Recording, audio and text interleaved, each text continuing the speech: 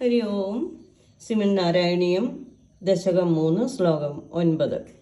മരുഗേഹാധീശ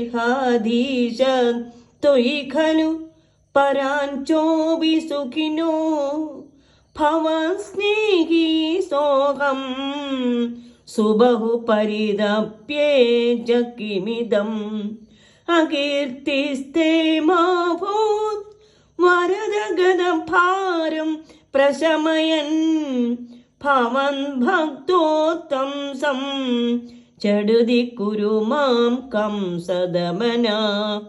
ശ്രീഹരേ നമ. മരുഗേഹാദീശ, ഗുരുവായൂരപ്പ, നിൻ തിരുവടിയുടെ പേരിൽ തൊയ് പരാഞ്ച അഭി, വിമുഖന്മാരായിട്ടുള്ളവർ പോലും സുഖിനഃ ഖലു, അവർ സുഖമായി തന്നെ ഇരിക്കുന്നു.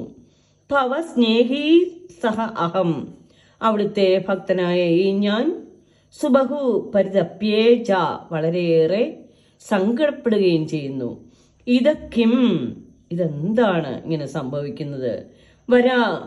വരദ കംസദമനാഥേ, ഭക്താഭീഷ്ടപ്രദനും കംസഹന്താവുമായ അകീർത്തി മാ അഭൂത, ഭഗവാനെ നിൻ തിരുവടിക്ക് ദുഷ്കീർത്തി ഉണ്ടാവാൻ ഇടയാവരുത്. ഗതഭാരം പ്രശമേൻ, രോഗമെല്ലാം തീരെ മാറ്റി, മാം ഝടുതി, എന്നെ വേഗത്തിൽ അവിടുത്തെ ഭക്തന്മാരിൽ ഭവത് ഭക്തോത്തംസം ഗുരു, അഗ്രേസനാക്കി തീർക്കേണമേ. ഒരു സുഹൃത്തിനോട് പറയുന്നത് പോലെ സഖ്യഭാവത്തിലാണ് ഇതിലെ പ്രാർത്ഥന. തനിക്ക് ദുഷ്കീർത്തി വരാതിരിക്കാൻ വേണ്ടിയെങ്കിലും ആ സ്വാർത്ഥം വിചാരിച്ചിട്ടെങ്കിലും എൻ്റെ രോഗം മാറ്റിത്തരണമേ എന്നാണ് അപേക്ഷിക്കുന്നത്.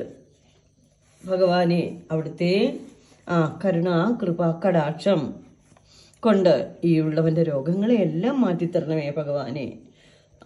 എങ്കിലേ അവിടുത്തെ ഭക്തി എന്നിൽ ഉറച്ചു നിൽക്കാനുള്ള ഭാഗ്യവും കൂടി ഉണ്ടാക്കിത്തരണമേ. ഹേ ഗുരുവായൂരപ്പ, അങ്ങയിൽ താല്പര്യമില്ലാത്തവർ വളരെ സുഖമായിട്ട് ജീവിതം നയിക്കുന്നു. അങ്ങേ ഏറ്റവും അധികം സ്നേഹിക്കുന്ന ഈ ഞാൻ ഒട്ടേറെ താപങ്ങൾ അനുഭവിക്കുകയും ചെയ്യുന്നു. വരദായകനായ ഈശ്വര, അങ്ങേക്ക് അകീർത്തി സംഭവിക്കരുത്. ഹേ കംസദമനായ ഭഗവാനെ, എൻ്റെ വ്യാധികളെല്ലാം നശിപ്പിച്ച് എന്നെ ഉടനെ അങ്ങയുടെ ഉത്തമ ഭക്തനാക്കി തീർക്കണമേ.